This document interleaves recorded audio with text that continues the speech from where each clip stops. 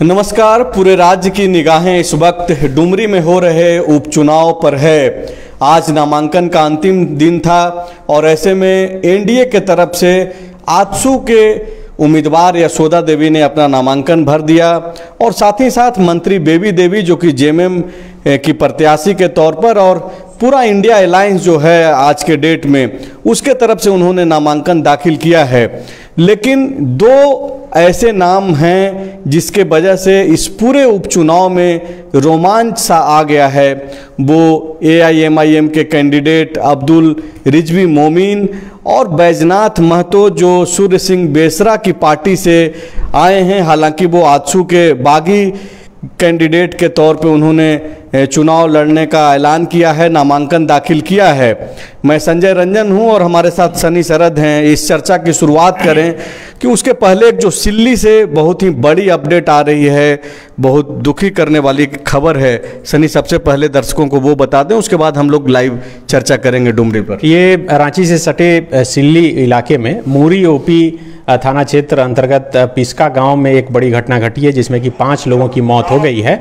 गांव में एक कुआं में एक जानवर गिर गया था, बैल गिर गया था। उस बैल को जब स्थानीय लोग निकाल रहे थे तभी कुआं के आसपास का जो हिस्सा होता है वो धंस गया और वो कुएं में जा गिरा, जिसमें कि 7 लोग दब गए थे और 7 में से 5 लोगों की मौत हो गई है। 2 लोगों को जो है बचा लिया गया है। 5 लोग जिनकी मौत हुई है उसमें से अभी सिर्फ एक ही शव जो है बाहर निकाला जा सका है। एनडीआरएफ की टीम को सूचना दी गई है क्योंकि कुआं की गहराई जो है वो काफ़ी है, करीब 30 फीट गहरा ये कुआं है।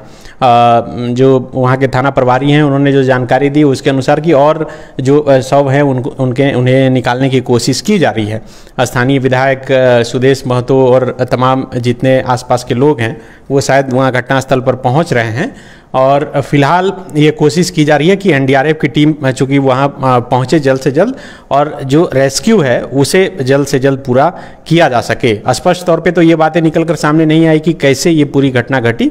अभी जो शुरुआती जानकारी निकल कर सामने आई यही कि कुआं चूँकि मिट्टी का कुआं था और उसमें एक जानवर गिरा था और उस जानवर को निकालने का प्रयास अपने जुगाड़ तकनीक के आधार पर जिस तरह से गाँव वाले करते हैं उसी आधार पर किया जा रहा था और उसी में ये मिट्टी धंस गया और मिट्टी धंसने 5 लोगों की मौत हो गई है और आज के लिहाज से झारखंड के हिसाब से बहुत बड़ी खबर है। बड़ी खबर के साथ साथ काफ़ी दुखदाई खबर है और ये जो खबर है आप तक जैसे ही इसमें कोई और भी बड़ी अपडेट आती है तो हम लोग आप तक लेकर के आएंगे। फिलहाल हम लोग चर्चा पे लौटते हैं और चर्चा हम लोग ये कर रहे हैं कि डुमरी में दरअसल चल क्या रहा है। आज दिन भर मैं और सनी शरद दोनों हम लोग डुमरी में थे और ये जो नामांकन के दौरान जो चीज़ें हुई वो तो आपको बताएंगे ही। इसके इतर वहाँ के लोगों के मन में उनके मन क्या चल रहा है, किस आधार पे वो ये तय कर रहे हैं कि किस दल के साथ जाना है, किस उम्मीदवार के साथ जाना है, वो भी इस चर्चा में आपको बताएंगे। और बाद में लाइव सेशन के बाद भी फॉलोअप पे जो है आप अलग अलग स्टोरी के जरिए समझ सकते हैं कि डुमरी का आखिर मिजाज क्या है। सनी सबसे पहले तो ये कि आप चूंकि मुख्यमंत्री हेमंत सोरेन जहाँ पे सभा कर रहे थे उसको आप कवर कर रहे थे, वहाँ पे क्या क्या आप देखे, खास करके जिस तरीके से जो वक्ता थे कई सारे, चाहे वो अनूप सिंह हो या फिर हफीजुल हसन हो या फिर जो खुद बेबी देवी जिस तरीके से भावुक हो गई और वो रोने लगी मंच पर, तो ये स्थितियां कैसे उत्पन्न हुई और उसका क्या परसेप्शन लोगों के बीच में बन रहा है? अब बिल्कुल देखिए कि अनुमंडल कार्यालय के ठीक सामने ही एक बड़ा सा मैदान है हॉस्पिटल के ठीक बगल में। वहीं पर मुख्यमंत्री हेमंत सोरेन का कार्यक्रम था। मुख्यमंत्री के मंच पर पहुंचने से पहले लगातार बारिश हो रही थी और लोग आ रहे थे जा रहे थे। जो झारखंड मुक्ति मोर्चा के नेता और कार्यकर्ता थे वो सोच रहे थे कि आखिर मुख्यमंत्री जब पहुँचेंगे तो लोग मौजूद रहेंगे या फिर नहीं रहेंगे। लेकिन जब मुख्यमंत्री पहुँचने वाले थे उससे थोड़ी देर पहले बारिश रुक गई और मुख्यमंत्री जब पहुँचे तो मुझे लगता है कि जो मैदान था वो लगभग भर ही चुका था और उसके आसपास भी बहुत से लोग थे। मुख्यमंत्री हेमंत सोरेन करीब आधा घंटा तक लगातार बोलते रहे और आप जो बोल रहे हैं कि बेबी देवी जो भावुक हुई, उससे पहले बेबी देवी बोल चुकी थी। करीब 1-2 मिनट उन्होंने बातें कही और खोरठा में उन्होंने अपनी बातें कही, महिलाओं को संबोधित किया और बताया कि किस तरह से वो चुनावी मैदान में उन्हें उतरना पड़ा है। मुख्यमंत्री हेमंत सोरेन के पूरे भाषण पर गौर कीजिएगा तो उन्होंने हर चीज़ को अपने भाषण में समेटने की कोशिश की। वो जिस तरह से डुमरी के मैदान में जब भी जाते हैं 1932 को याद करते हैं।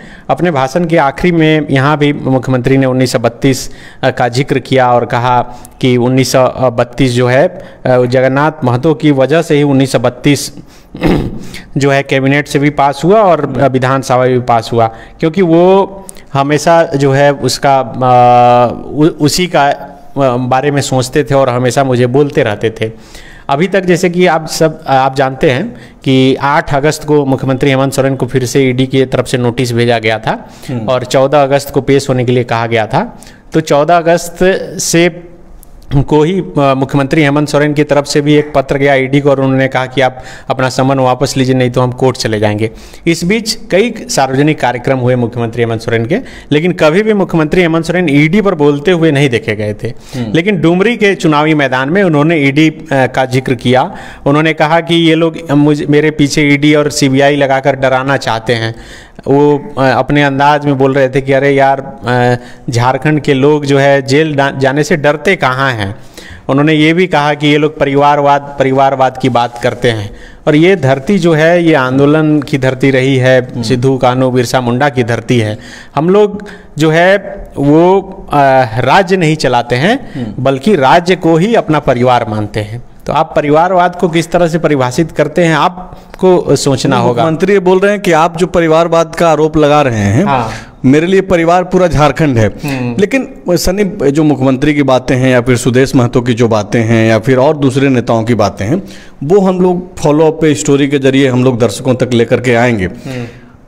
आज का जो चर्चा है और जो दर्शक जुड़े हुए हैं इस वक्त या फिर जो जुड़ेंगे बाद में देखेंगे, उनको ये बताना जरूरी है कि दरअसल वहाँ चल क्या रहा है भीतर खाने। और ये जो 2 चेहरे हैं, बेबी देवी और यशोदा देवी में मुकाबला तो सीधे तौर पे दिख रहा है, लेकिन बाद के जो 2 चेहरे और हैं, जो वैसी के पार्टी के उम्मीदवार हैं अब्दुल रिजवी मोमिन और दूसरे बैजनाथ महतो जो छोटू महतो के नाम से भी जाने जाते हैं और आजसू के केंद्रीय सचिव रहे हैं आज तक, अभी तक तो पार्टी ने निकाला नहीं है, लेकिन उन्होंने भी अपना नामांकन दाखिल कर दिया है। तो ये दोनों कैंडिडेट किस तरीके से आप देख रहे हैं, किसको कौन बेनिफिट पहुंचाएगा और क्या ये दोनों सक्षम हैं बहुत ज़्यादा लाभ और हानि पहुंचाने में? बिल्कुल, देखिए ये इसका जिक्र जो है नाम भले ही नहीं लिया गया, लेकिन पूरे भाषण में मुझे लगता है कि कई लोगों के भाषण में इस बात का जिक्र था। खास करके जो अल्पसंख्यक कल्याण मंत्री हफीजुल हसन अंसारी हैं, उनका पूरा भाषण मुस्लिम वोट बैंक पर ही फोकस रहा। उन्होंने अपने भाषण में कहा कि जब मेरे पिताजी का इंतकाल हुआ, हाजी जी का, तो उसके बाद शायद ये इतिहास में पहली बार हुआ कि मेरे अगेंस्ट में एक भी मुस्लिम कैंडिडेट खड़ा नहीं हुआ। वो मधुपुर उपचुनाव की बात कर रहे थे और वो कहना चाह रहे थे कि अभी देखिए यहाँ जगन्नाथ महतो जी का निधन हुआ है तो कई महतो ही खड़ा हो रहे हैं, ऐसा नहीं होना चाहिए। वो उसके बाद फिर बोले कि कई लोग जो है वोट कटवा के रूप में मैदान में उतर रहे हैं। आप सब जानते हैं कि वो भी टीम के रूप में काम करते हैं किस तरह से, इसलिए मुस्लिमों को बंटना नहीं है। उन्होंने मतलब पूछा भी कि क्या बताइए कि आप लोग बंटिएगा या एकजुट रहिएगा, तो वो जो लोग थे उसे कनेक्ट करके बात कर रहे थे और पूरा भाषण जो है उनका इसी पर फोकस रहा। देखिए एक बड़ी मुझे लगा कि पता नहीं ये रणनीति के तहत हुई या फिर बोलते बोलते सबका ऐसा बन गया। जैसे हफीजुल जी का पूरा भाषण सिर्फ मुस्लिम वोटरों पर फोकस रहा। अनूप सिंह का पूरा भाषण जो है वो सुदेश महतो पर ही फोकस रहा। वो करीब 5 मिनट के आसपास बोले और मुझे लगता है करीब 3 मिनट तक सिर्फ सुदेश महतो पर बोले। वो हर चीज़ का जिक्र किए गए, जिस तरह से सुदेश महतो जब सरकार में शामिल थे, उनकी पार्टी शामिल थी, तब ये 1985 पर साइन करते हैं। मधु कोड़ा की जब सरकार थी तो वो उसका विरोध कर रहे थे और पीछे के दरवाजे से कैबिनेट में चंद्र प्रकाश चौधरी को मंत्री बनवा देते हैं। वो फिर बोले कि भाई रामगढ़ में जो है ममता देवी के गोद में जब 3 महीने का बच्चा था तो उन्हें जेल भेजवाया गया और किस तरह से जो है अपनी जाति के ही इसको हरवा कर और फिर जीता गया। जगन्नाथ महतो का जब निधन हुआ तो घड़ियालू आंसू बहाने आ गए और फिर चुनावी मैदान में जो है किस तरह से वो उतर रहे हैं। तो पूरा फोकस जो है वो उनको पता है कि भाई किसको टारगेट लेना है। तो चूंकि सुदेश महतो आज से चुनावी मैदान में चूंकि नॉमिनेशन में वो शामिल थे तो वो उतरे और यही वजह है कि उनको टारगेट करना चाहिए। हफीजुल हसन ने एक बात कही, वो चूंकि वो मुस्लिम पर ही बोल रहे थे कंटिन्यू कि मुस्लिम वोटर को कैसे गोलबंद किया जाए। उन्होंने कहा कि देखिए ये लोग बोल रहे हैं कि भाई ये एनडीए का कैंडिडेट है, आजसू का नहीं है। तो एनडीए का कैंडिडेट है तो बाबूलाल मरांडी को यहाँ होना चाहिए। बाबूलाल मरांडी यहाँ से 500 किलोमीटर दूर भोगनाडी में कार्यक्रम कर रहे हैं। तो इसी से समझिए ये लोग, लेकिन वहाँ पे आदित्य साहू जो बीजेपी के राज्यसभा सांसद और रणधीर सिंह और वो जो बोले वो मैं बता रहा हूँ। वो बता रहे हैं कि भाई देखिए बाबूलाल मरांडी वहाँ कार्यक्रम कर रहे हैं। वो क्यों नहीं आए? वो इसीलिए नहीं आए कि वो मुस्लिम वोटर को दिग्भ्रमित कर पाए कि देखिए भाई बाबूलाल नहीं है, ये आजसू का कैंडिडेट है। तो चूंकि माना यही जाता है कि मुस्लिम बीजेपी को नहीं आजसू के साथ हो जाता है, जैसे कि रामगढ़ में कई लोग बोल रहे थे कि हाँ, चूंकि आप जिस चीज का जिक्र कर रहे हैं मैं भी उस पर आता ही थोड़ी देर के बाद। दर्शकों को यहाँ पे बताना काफी जरूरी है कि ये जो पूरा चुनाव है डुमरी का, वो अगर आप ध्यान दे करके देखे होंगे, चूंकि आप दूसरे छोर पे कवर कर रहे थे, मैं दूसरा एनडीए को कवर कर रहा था, तो पूरा जो फोकस्ड है इस पूरे उपचुनाव में मुझे भी लग रहा है कि ये मुस्लिम सेंट्रिक ही रहेगा। एनडीए का जो सहयोगी आजसू और बीजेपी, आजसू का कैंडिडेट है, ये दोनों का वोट जो पहले से था वो है, क्योंकि बीजेपी के कैंडिडेट जो प्रदीप साहू थे जो पिछली दफ़ा 36,000 वोट लाए थे, तीसरे नंबर पे थे, वो भी काफ़ी एक्टिव रहे। उनका एक इंटरव्यू है जो फॉलो अप झारखंड पे हम लोग चलाएंगे। वो दावा कर रहे हैं कि हम लोग पूरे दिल से हैं। हालांकि वो कितने दिल से हैं वो तो चुनाव परिणाम बताएगा। लेकिन आजसू के जब नामांकन के बाद जब आजसू के कार्यकर्ता, जहां पे प्रेस कॉन्फ्रेंस होना था, हालांकि वो बाद में बंद कमरों का एक सभा टाइप का ही हो गया कार्यक्रम, उस दौरान जो गाना बज रहा था, जो गीत बज रहा था, उसमें बाकायदा यही था कि हिंदू और मुसलमान, आदिवासी और दलित सब भाई मिल करके डुमरी को सजाएंगे और कमल और केला को खिलाएंगे। तो मतलब वहाँ पे अब देखिए कि मुसलमानों पे जोर तो है। यही लिए इसीलिए जो है हम लोगों ने कैप्शन पे भी लिखा है, कैप्शन में भी, कि ओवैसी का जो उम्मीदवार हैं और जो दूसरा जो निर्दलीय हैं आजसू का, जो अब सूरज सिंह बेसरा के कैंडिडेट हो गए उनकी पार्टी के बैजनाथ महतो, तो मुस्लिम सेंट्रिक तो होने जा रहा है कि मुसलमान किधर जाएगा।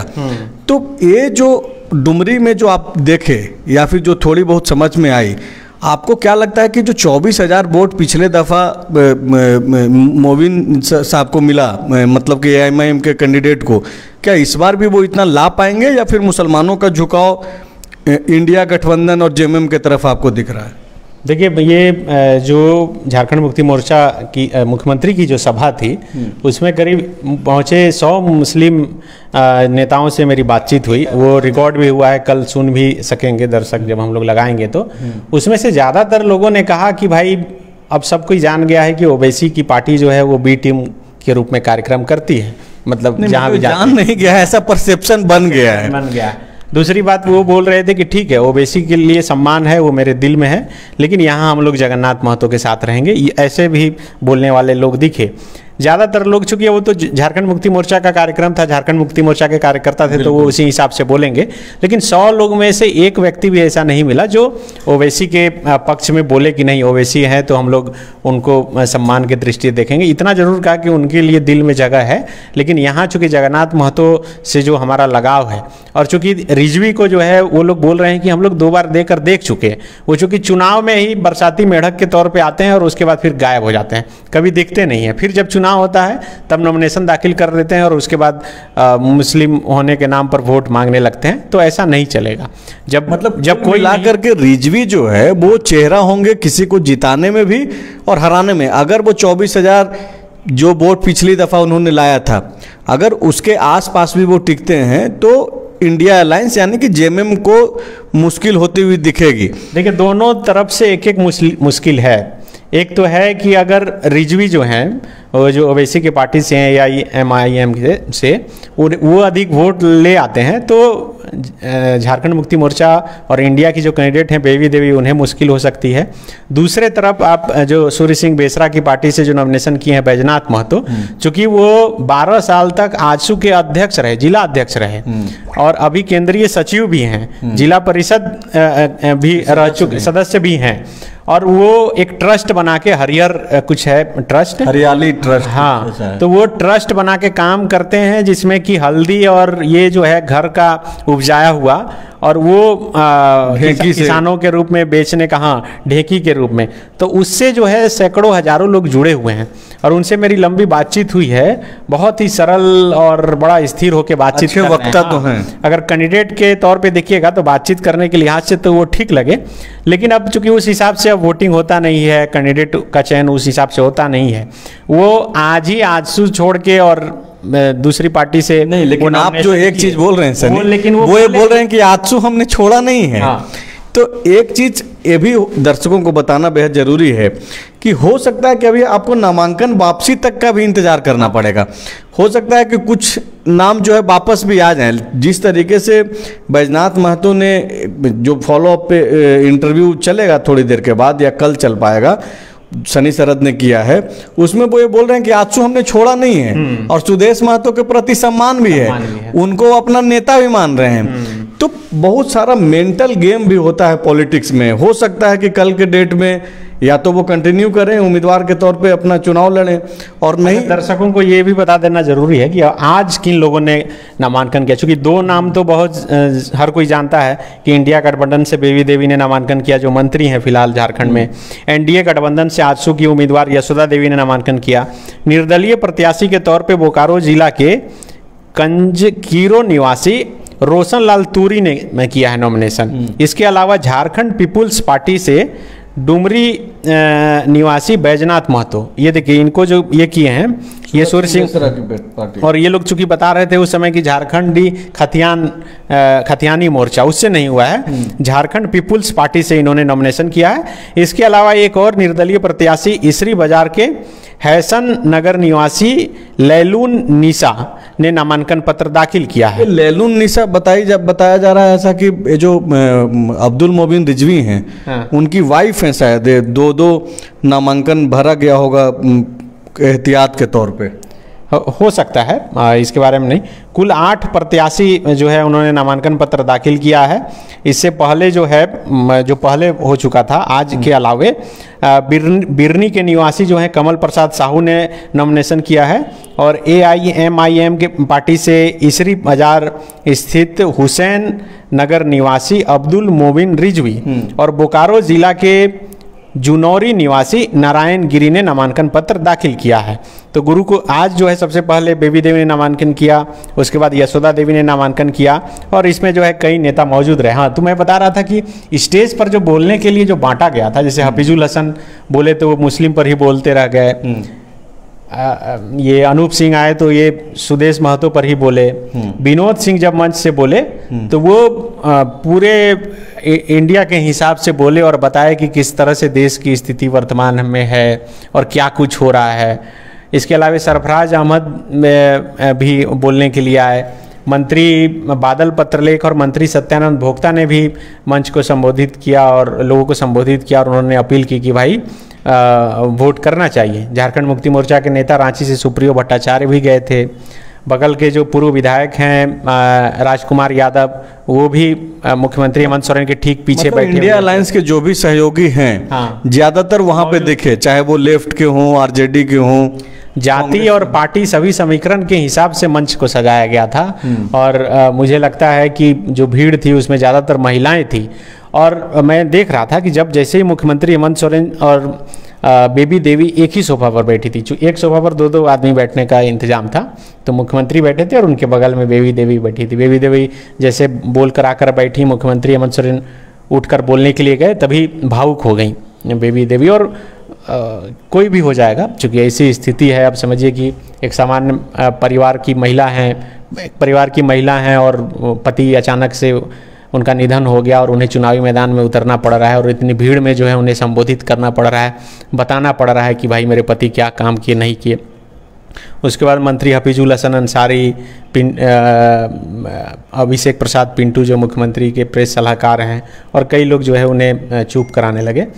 तो जब सब चीज़ हो रहा था, तभी मैं मोबाइल में टाइप कर रहा था, मुझे दिखा नहीं, चूँकि सामने कैमरा था कि उनकी पत्नी रो रही है। तो मैं जहाँ बैठा था उसके पीछे महिलाएं बैठी थी 8-10, तो पूरा महिला जो है अपने में चर्चा करने लगी कि अरे अपने खोरठा में वो बोलने लगी कि रो रही हैं। तो हम चूँकि आगे कैमरा था तो दिख नहीं रहा था, आदमी था तो हम पीछे मुड़ के पूछे कि कौन रो रही हैं, तो बोले मंत्री जी रो रही हैं, मंत्री जी रो रही हैं। तो आप समझिए इसका मतलब है कि जो महिलाएँ, ज़्यादा भीड़ महिलाओं की थी, वो महिला कनेक्ट कर रही थी कि भाई मंत्री जगन्नाथ जी की पत्नी जो है वो रो रही हैं, भावुक हो गई हैं, और वो महिलाओं के आंख में भी आंसू आ गए थे। तो एक तो भावनात्मक जो जिसे कहा जा रहा था अभी तक कि एक सिंपैथी वोट जो है वो उनके तरफ आकर्षित होगा, और वो आज जो मंच पर जो कुछ भी हुआ उससे मुझे लगा कि थोड़ा सा उस ओर झुकाव हुआ है। नहीं, ये तो जाहिर सी बात है कि सिंपैथी तो रहेगा ही, जो उनके लोग हैं उनका झुकाव जुड़ाव हमेशा से रहता है। लेकिन ये जो सिंपैथी का काट एनडीए ने जो है अपने तरफ से भी इसको निकाला है। वो वहाँ पे ये बताया जा रहा है कि यशोदा देवी कैसे अपने बेटे को, उनके बेटे को कैंसर है, उसके बावजूद जो है वो लोगों से मिलते जुलती रहती हैं, उनके काम करते रहती हैं। तो इस तरीके का काट तो चलते रहता है। सवाल ये है सनी कि ये जो दोनों हैं जिस पे हम लोग लगातार बातचीत कर रहे हैं कि AIMIM के कैंडिडेट और बैजनाथ महतो जो सूरज सिंह बेसरा की पार्टी का जो जिक्र कर रहे थे, हालांकि झारखंड पीपुल्स पार्टी के नाम से उनका नामांकन हुआ है, तो ये कितना प्रभाव डालेंगे।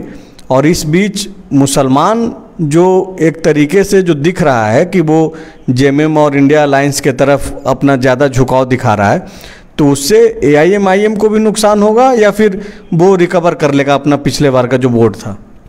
मुझे लगता है कि जो माहौल है उस हिसाब से थोड़ा तो उतना पिछली बार जितना वोट लाना थोड़ा मुश्किल होगा, क्योंकि जिस हिसाब से प्रचार हो रहा है, आप देखिए कि मंच से भी जिस तरह से हफीजुल और तमाम नेता जो अपील कर रहे हैं लगातार, और जो वहाँ पर जितने जुटे भी थे, खास करके जो मुस्लिम सपोर्टर हैं झारखंड मुक्ति मोर्चा के या नेता हैं, वे खुल के अब बोलने लगे हैं कि भाई नहीं, सब कोई समझ गया है।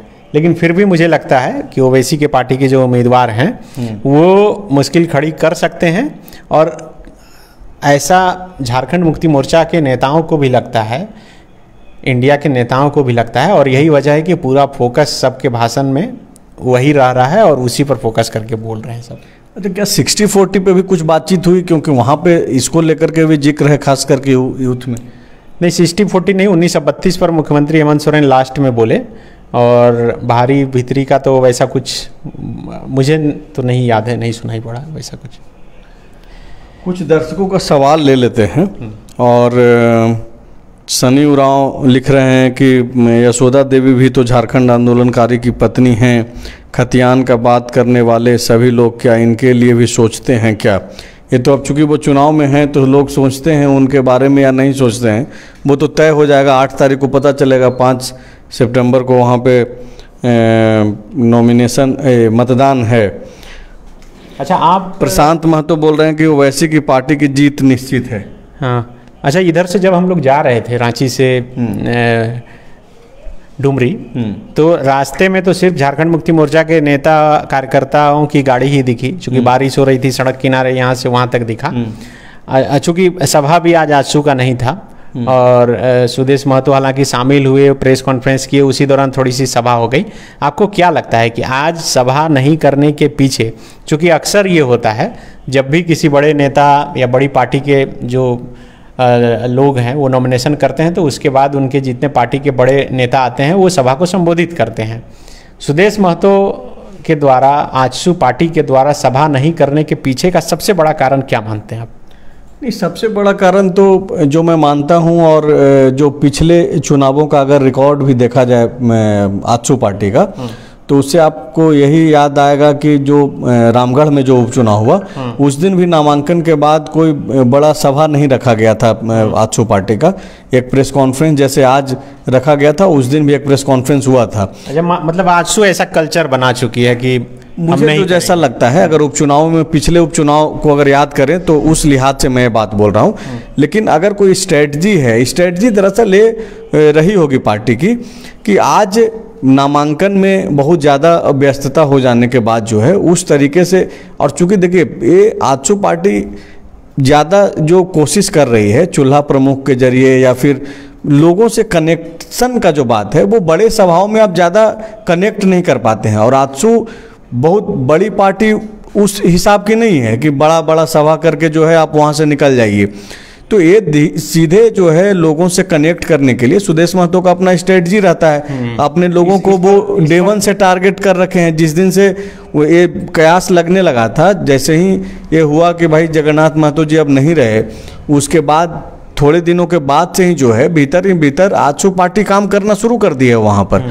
तो उनका अपना एक स्ट्रेटजी है, और आने वाले दिनों में देखिएगा हो सकता है कि वो मार्च करें। आज भी नामांकन के बाद जो है तकरीबन 5 किलोमीटर का जो है पैदल यात्रा करते हुए जहाँ पे प्रेस कॉन्फ्रेंस होनी थी वहाँ पे सुदेश महतो पहुँचे, और वहाँ पे प्रदीप आदित्य साहू थे जो बीजेपी के राज्यसभा सांसद हैं और डुमरी में चुनाव प्रभारी बनाए गए हैं। उनके अलावे नारायण दास देवघर के जो विधायक हैं बीजेपी के, वो रणधीर सिंह जो सारठ से विधायक हैं बीजेपी के, वो और इनके अलावे कई सारे नेता थे। सबसे बड़ी बात ये रही आजसू के लिए कि तीसरे नंबर पे जो उम्मीदवार थे पिछले दफ़ा बीजेपी के, जिनको 36,000 वोट आया था, वो भी आकर के खुल करके जो है आजसू पार्टी के समर्थन में बात करते हुए दिखे, और वो ये बोलते रहे कि भाई हम पार्टी के दिशा निर्देश के अनुसार जो है हम यशोदा देवी के साथ हैं और तन मन धन के साथ हैं।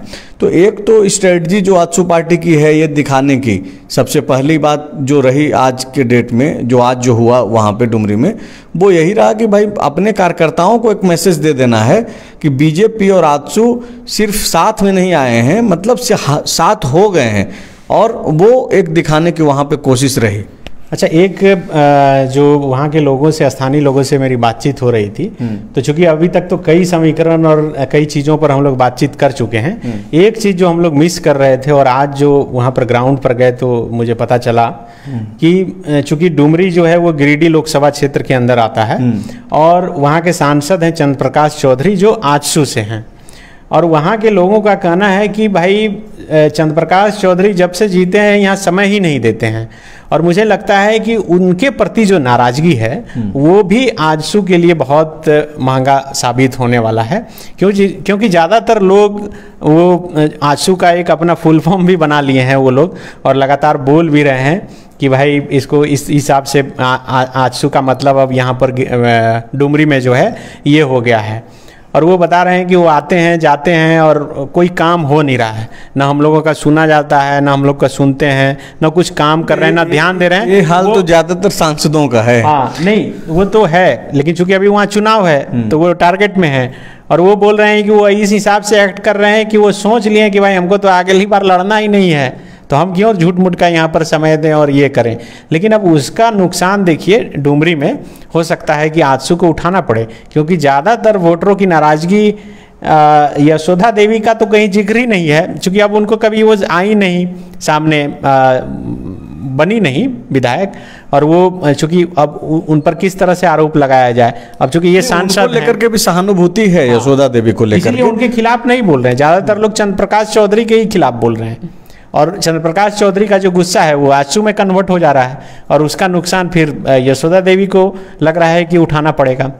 आपको लग रहा है कि ये एक है एंगल, ये एक फैक्टर तो है, क्योंकि कुछ लोगों से जो मेरी भी बातचीत हो रही थी, हालांकि इसमें अगर आप देखेंगे तो वो ज़्यादातर समर्थक ही हैं जो एनडीए के हैं, तो वो नाराजगी चलते रहती है। आपको याद होगा कि चतरा में सुनील सिंह को लेकर के क्या नाराजगी थी, और बाद में वो कैसे जीते। 2014 की मैं बात आपको याद दिला रहा हूँ, मैं यहाँ का एक न्यूज़ चैनल में काम कर रहा था उस वक्त, और निशिकांत दुबे जी के साथ एक कार्यक्रम होना था और मैं कवर कर रहा था। उनके सामने नारे लगते थे उनके खिलाफ, लेकिन उस वक्त भी वो अच्छे खासे वोट से जीते।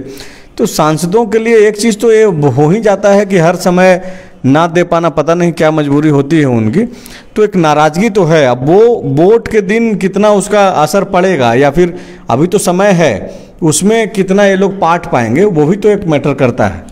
बिल्कुल मैटर करेगा। और अभी जब आप बोल रहे थे, चूल्हा प्रमुख का जिक्र कर रहे थे, तो मुझे याद आ रहा था कि हफीजुल हसन जब मंच से बोल रहे थे तब वो बोल रहे थे कि ये लोग जो है पन्ना प्रमुख वाला लोग है जो यहाँ पर चूल्हा प्रमुख बना रहा है। रामगढ़ में भी बनाया था, ये लोग चूल्हा तक घुस गया है, इसका मतलब चूल्हा प्रमुख नहीं बना रहा है, ये लोग चूल्हा को दो फांक कर रहा है, मतलब परिवार को बांट रहा है। तो पूरा जो भाषण सब नेताओं का रहा वो आजसू को किस तरह से टारगेट किया जाए, आजसू के नेताओं को किस तरह से टारगेट किया जाए, क्योंकि सब जानते हैं कि सामने वही हैं और उन्हीं से लड़ना है।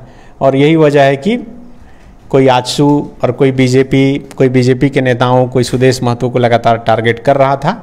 तो आज तो हालांकि अब शुरुआत है, अब आगे देखिए फिर क्या होता है। बिल्कुल, आप follow up Jharkhand the follow up .in पर जो है लगातार खबरें पढ़ते रहिए। खास करके डुमरी उपचुनाव से संबंधित अगर आपको कोई जानकारी चाहिए, सटीक जानकारी चाहिए, तो हम लोग यहाँ पे देने की कोशिश करेंगे। आखिरी टिप्पणी सनी मैं चाहता हूँ कि आप भी करें और मैं भी आखिर में मैं अपने समझ के अनुसार जो है दर्शकों को बताऊँ कि डुमरी में क्या चल रहा है। ओवरऑल अगर आप 1 मिनट में अगर आप बताना चाहें कि क्या हो रहा है और उसके आधार पे क्या हो सकता है, अगर आप पूरा एनडीए, इंडिया, बाकी के जो निर्दलीय हैं उसमें क्या आप देख रहे हैं, किसकी बड़ी भूमिका होने जा रही है, किस समुदाय की, किस धर्म के लोगों की? देखिए, मुझे लगता है चूँकि मैं तो सिर्फ मुख्यमंत्री हेमंत सोरेन के कार्यक्रम में था और वहाँ पर जुटी भीड़ से ही मेरी बातचीत हो पाई और कुछ स्थानीय लोगों से। जगन्नाथ महतो का नाम और काम दोनों मायने रखेगा और मायने रख रहा है।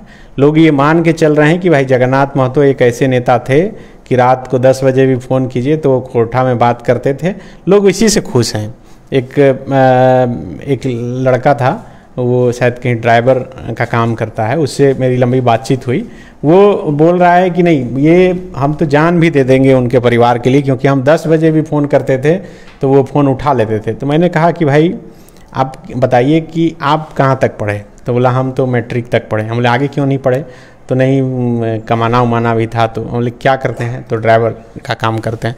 हम बोले कि अगर आपको मंत्री इतना ही अच्छा लगते हैं तो आपके लिए तो कुछ व्यवस्था करना चाहिए आपके जैसे लोगों को, कि रोजगार मिले या फिर और पढ़ाई आगे कर पाते। तो बोले नहीं, हम इतने में खुश हैं कि वो मेरा फ़ोन उठाते थे, बढ़िया से बात करते थे, और जहाँ तक बात काम की है तो कई यहाँ पर डिग्री कॉलेज उन्होंने बनाया, जो स्कूल बंद था उस स्कूल को खुलवाया। हम नहीं पढ़ पाए लेकिन हमारे परिवार के लोग और पढ़ रहे हैं। तो देखिए, अपने हिसाब से लोग खुश होने का जो है बहाना वो ढूंढ लेते हैं। और मुझे लगता है कि एक असर तो है, जगन्नाथ महतो का नाम ही काफ़ी है। और मुझे लगता है कि खास करके उस इलाके में झारखंड मुक्ति मोर्चा के अन्य नेताओं से ज़्यादा दबदबा है जगन्नाथ महतो का, और उसका असर इस चुनाव में दिखेगा। अब रही बात कि जो दूसरी तरफ के लोग हैं, खास करके एनडीए खेमे के, एक तो है कि सुदेश महतो भी फैक्टर हैं, और यही वजह है कि मुख्यमंत्री हेमंत सोरेन के मंच से सीधे तौर पे सुदेश महतो को टारगेट किया गया, कि ताकि सुदेश महतो को टारगेट करेंगे तो ऑटोमेटिक आजसू जो है थोड़ा कमज़ोर पड़ेगा। और रही बात कि कौन फैक्टर सबसे ज़्यादा मजबूत रहेगा, और मुझे लगता है कि हर किसी के जुबान पे यही था कि अगर ओवैसी के पार्टी का उम्मीदवार वोट 30,000 भी ले आता है, 20 से 30,000 के बीच में, तो फिर बेबी देवी के लिए मुश्किल हो जाएगा। लेकिन शाम तक फिर ये भी खबर निकल कर सामने आई कि बैजनाथ महतो भी अगर 5,000 10,000 वोट ले आते हैं तो फिर बेबी देवी के लिए और आसान हो जाएगा। मुझे जो लग रहा है सनी, वो ये है कि ये जो बैजनाथ महतो हैं, जो भले ही आजसू पार्टी से बागी होकर के झारखंड पीपुल्स पार्टी के नाम पर उन्होंने नामांकन दाखिल कर दिया है, लेकिन उनकी बातों से ये प्रतीत हो रहा है कि उनकी उम्मीदवारी बनी रहेगी, ये वो खुद उम्मीदवार के तौर पे बने रहेंगे। इसके लिए थोड़ा इंतज़ार कर लेना होगा। बहरहाल फ़िलहाल जो लास्ट में जो आपने जो बातचीत की कि ओवैसी के उम्मीदवार पे सब कुछ दारोमदार है, तो दरअसल है यही जो थोड़ी बहुत समझ डेवलप हो पाई है अब तक काम करने के बाद, उसमें यही समझ में आ रहा है कि डुमरी में जो डुमरी का जो मुसलमान वोटर है वो तय करेगा कि आखिर होगा क्या। क्योंकि 2019 में 24,000 कुछ वोट जो है AIMIM के कैंडिडेट लाए थे। इस बार क्या वो उतना ही वोट ला पाएंगे या फिर उससे ऊपर जाएंगे, या फिर उनका वोट जो है सिमट जाएगा और वो 5 से 7 हज़ार तक में जो है कि भीतर रह जाएंगे। क्योंकि यही जो वोट होगा वो फ़ायदा और नुकसान दोनों को दिलाएगा, चाहे वो बेबी देवी हों या फिर यशोदा देवी हों। अगर ये ज़्यादा वोट लाते हैं मोबिन रिजवी, तब बेबी देवी को नुकसान होगा। कम वोट लाते हैं तो यशोदा देवी को नुकसान होगा। तो कुल मिलाकर के मुझे जो चीज़ें समझ में आ रही है, और 2019 के बाद जो पूरे राज्य भर की अगर राजनीति में जो बदलाव आया है, वो एक तो चीज़ है कि चाहे वो यहाँ के ट्राइबल समाज हो, मुस्लिम समाज हो या फिर क्रिश्चियन समाज हो, उन लोगों का जो प्रेम है वो झारखंड मुक्ति मोर्चा और इंडिया अलायंस की तरफ बढ़ा है। तो बहरहाल हम लोग को इंतज़ार करना पड़ेगा और मुस्लिम वोटर क्या रुख अपनाते हैं उसका इंतज़ार करना होगा। तो फिलहाल आप लोग लाइव में जुड़े रहे, इसके लिए शुक्रिया।